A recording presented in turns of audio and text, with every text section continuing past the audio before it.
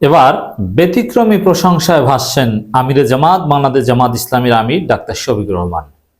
এই মানুষটা বাংলাদেশের রাজনীতির ইতিহাসে ব্যতিক্রমী এক মানুষ। এর সরলতা, এর সিম্পলিসিটি, এর আন্তরিকতায় জাতি ধীরে ধীরে মুগ্ধ হয়ে যাচ্ছে। হ্যাঁ, তার প্রশংসা, তার শুভাকাঙ্ক্ষী অনেকেই আগে হয়েছে। হিন্দু সম্প্রদায়ের লোকজন, ভিন্ন ধর্মের লোকজন, এমনকি আওয়ামী লীগের লোকজন প্রচার না করলেও তারাও ডাক্তার শফিকুর রহমানের ভক্ত।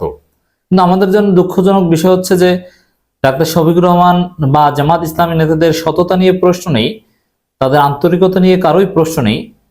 তাদের সততা সম্পর্কে তাদের চরম বিরোধীরাও স্বীকার করে, কিন্তু ভোট দেয় না। এটা আমাদের দুঃখ। ভোটও দিবেন, শুধু প্রশংসা করলে হবে না। ভোট দিয়ে তাদেরকে পার্লামেন্টে পাঠান, তারপরে দেখবেন যে তারা কি। তাদেরকে রাষ্ট্র গঠনের সুযোগ দেন, রাষ্ট্র পরিচালনার সুযোগ দেন, তারপরে দেখবেন যে তারা কি।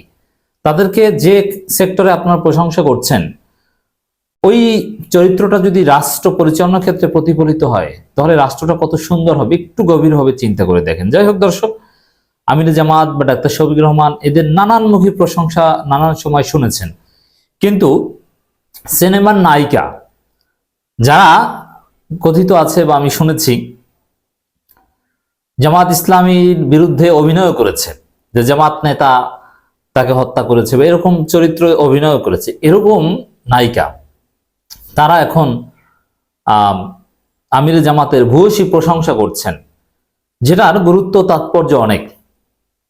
বিশেষ করে যারা নায়িকা, সিনেমা স্টার, সেলিব্রিটি, তাও আবার নারী, তাদের ক্ষেত্রে জামাত ইসলামীর আমিরের একটা বক্তব্য শেয়ার করা ইটস ভেরি ডিফিকাল্ট।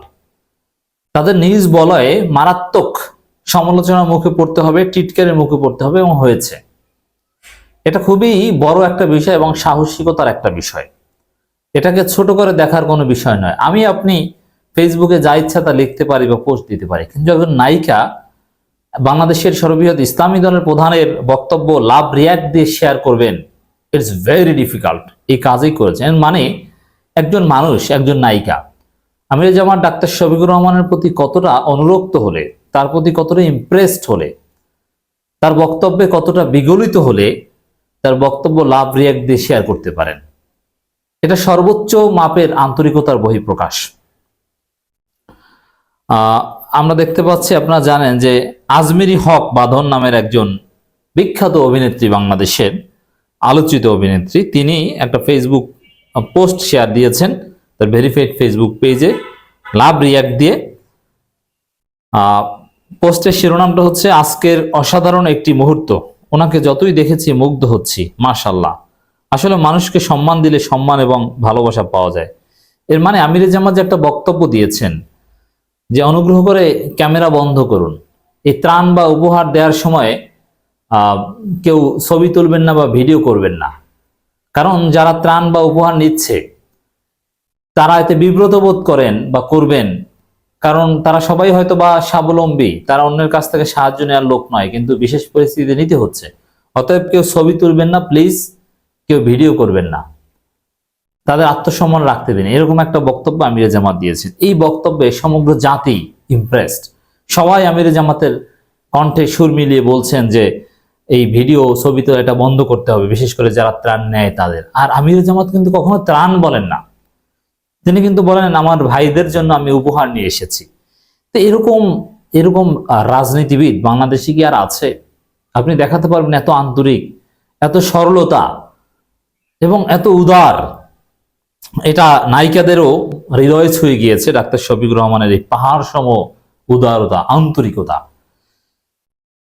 নায়িকা ববি হকেরও একটা ফেসবুক পোস্ট আমরা পেয়েছি, this is the beautiful way to give, এই শিরোনামে ওই ফেসবুক পোস্টটাই শেয়ার করেছেন যে আমিরে জামাত বলছেন যে প্লিজ অনুগ্রহ করে কেউ ভিডিও করবেন না, ক্যামেরা বন্ধ করুন। তো এটা আমিরে জামাতের একটা ব্যতিক্রমী অর্জন।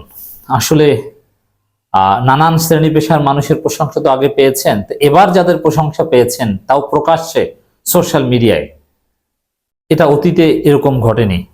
এটা ব্যতিক্রম, সত্যিই ব্যতিক্রম। This is Jamaat Islami, this is politics. Jamaat Islami করতে হবে, জামাতের নিয়ম নীতিতে আসতে হবে, এটা নট নেসেসারি, কিন্তু জামাত বিভিন্ন শ্রেণী পেশার মানুষকে এভাবে ইমপ্রেসড করবে, এটাই জামাতের সফলতা। দর্শক, আরেকটা বিষয় একটু আলোচনা করব। জামাতের কিছু নেতা কিছু ভুল কাজ করছে। আমাদের বিপ্লব পরবর্তী যে বাংলাদেশ, এখানে বাক স্বাধীনতা আছে, এখানে সবার রাজনৈতিক অধিকার আছে। এই সুযোগে উগ্রবাদী লোকজন তারা মাঠে নেমেছে, অনেকে মুক্তি পাচ্ছে। হ্যাঁ, জামিন অনেকের অধিকার, সেটা পাবে। আবার যারা কোনো এতদিন প্রকাশ্যে আসতে পারেননি, এখন তারা প্রকাশ্যে আসছে, হিজবুত তাহরীর মিছিল করছে। এই জিনিসগুলো আমরা ইতিবাচক ভাবে দেখছি না। আমরা গণতন্ত্রে বিশ্বাস করি, অতএব যারা গণতন্ত্র বিরোধী তাদের অধিকার কিন্তু আমরা স্বীকার করি না। যেমন আওয়ামী লীগের অধিকার স্বীকার করি না, কারণ আওয়ামী লীগ গণতন্ত্র বিরোধী, গণতন্ত্র হত্যাকারী, ফেসিবাদী, গণহত্যাকারী। এই জন্য ধর্মের নামে যারা গণতন্ত্রকে অস্বীকার করে তারা আমাদের এই গণতান্ত্রিক বাংলাদেশের সুযোগ নিয়ে তাদের মত প্রকাশ করবে, তাদের উগ্রবাদিতা প্রচার করবে, এটা কিন্তু সুন্দর নয়। এটা আমরা সঠিক মনে করি না। আমি নাম বলছি না, যে কিছু লোক, লেখক, প্রভাবশালী জামাত শিবির অনেকেও তার মাধ্যমে বিভ্রান্তির সম্মুখীন হয়েছে। তারা এখন প্রকাশ্যে এসে কথা বলছে।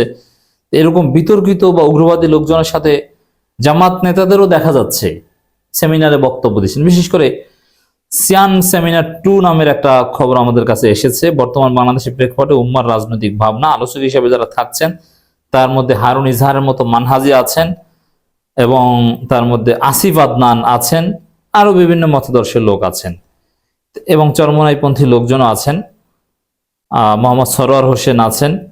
তো এই যে বিষয়গুলো, এটা জামাতের জন্য ভালো নয়।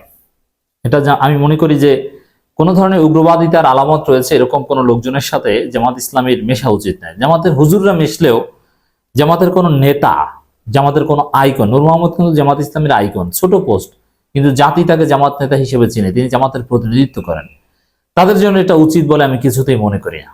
এটা ক্ষতিকর, জামাতের রাজনীতিকে অনেক পিছিয়ে নিয়ে যাবে। জামাতের মূল জায়গাটায় কোনো কম্প্রোমাইজ চলবে না, এই বিষয়ে কোনো উদারতা চলবে না। সেই জায়গাটা কি? জামাত ইসলামী উদার রাজনৈতিক আদর্শে বিশ্বাস করে, জামাত ইসলামী ধর্মীয় মূল্যবোধের রাজনীতিতে বিশ্বাস করে, জামাত ইসলামী একামতে দিনের রাজনীতিতে বিশ্বাস করে। কিন্তু জামাত ইসলামী কোনো উগ্রবাদিতায় বিশ্বাস করে না, জামাত ইসলামী গণতন্ত্রে বিশ্বাস করে। অতএব জামাত আন্তর্জাতিকভাবে যতটুকু এগিয়েছে বা গ্রহণযোগ্য হয়েছে, এই উগ্রবাদীদের সাথে ইন্টারাকশন, এটা জামাতকে ভবিষ্যতে জঙ্গি ট্যাগ এবং ভারতকে আরো বেশি ক্ষিপ্ত করে তুলতে পারে। দেখেন, ভারতকে আমরা মোকাবেলা করব, কিন্তু ভুল পথে নয়, ভারতের দূতাবাস ঘেরাও করে বা বিশৃঙ্খল পরিস্থিতি তৈরি করে নয়। আমরা ভারতকে মোকাবেলা করতে ভারতকে আবার বিশেষ কোনো সুযোগ তৈরি করে দিব না, সাবধানে সবকিছু করব। যাই হোক দর্শক, সেটাই হচ্ছে। আমরা এই বিতর্কিত লোকজন বা যাদেরকে জনগণ সহজ কথা বলে আল কায়দা, দায়েশ বা কেউ নিজেদেরকে এরকম পরিচয় টরিচয় দেয় বা এরকম মতাদর্শ প্রচার করে, যারা স্পষ্টতই গণতন্ত্র বিরোধী, গণতন্ত্রকে হারাম ফতোয়া দেয়, কুফরি ফতোয়া দেয়, এই টাইপের লোকজনের সাথে জামাতের ইন্টারাকশন একেবারেই আমরা সমর্থন করি না। জামাতপন্থী হুজুররা একটু মিশলেও জামাতের নেতারা যদি এদের সাথে মিশে, এটা দুঃখজনক। অতএব এই ভুল কাজ করা যাবে না, এগুলো খুব সাবধানে এড়িয়ে চলতে হবে। জামাতের ইন্টারাকশন হবে রাজনৈতিক দলগুলোর সাথে, যারা গণতান্ত্রিক ভোটে অংশগ্রহণ করে, তাদেরকে নিয়ে এগোতে হবে, সহজ কথা।